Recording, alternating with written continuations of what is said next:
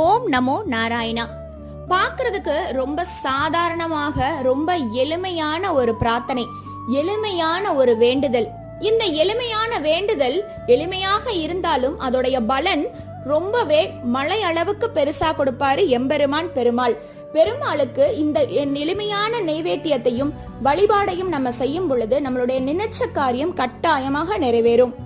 நம்ம மா விளக்கு ஏற்றி கோவிந்தா கோவிந்தா கோவிந்தா என கூப்பிட்டா எம்பெருமான் பெருமாள் ஓடோடு வீடு தேடி வருவாரு.